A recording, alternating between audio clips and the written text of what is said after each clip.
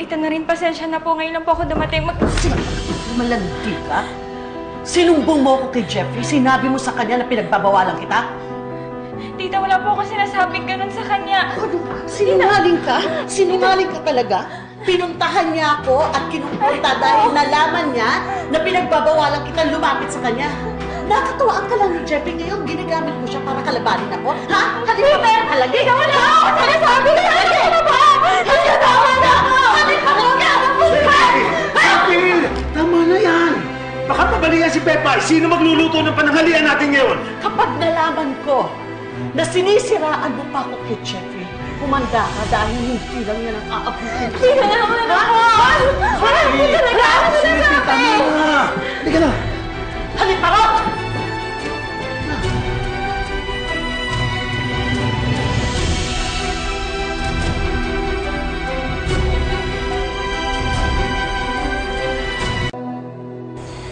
Sandali lang! Andyan na!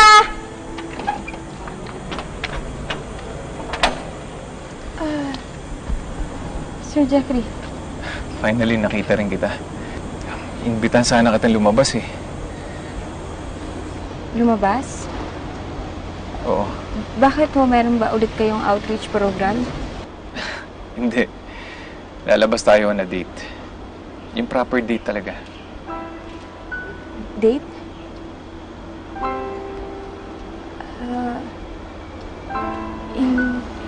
Hindi ako pwede. Oh, bakit naman hindi pwede? Wala ka naman boyfriend, di ba? Tsaka wala naman siguro magagalit kung lalabas tayo.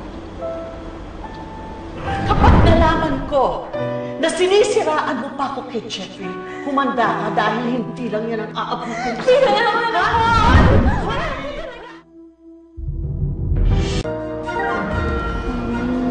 Hindi ko talaga pwede. Saka marami akong gagawin sa loob ng bahay. Hindi ako basta-basta makakaalis. Hindi ako naniniwala na mas gugustuhin mo pa magtrabaho sa bahay kaysa makasama ako. Sige na, please. Alam mo, Pepay, kailangan mo rin naman ng break eh. Diba? Puro trabaho.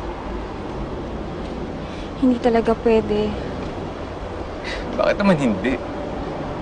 Wala naman siguro magagalit, di ba? Magagalit pa si Tita Noreen?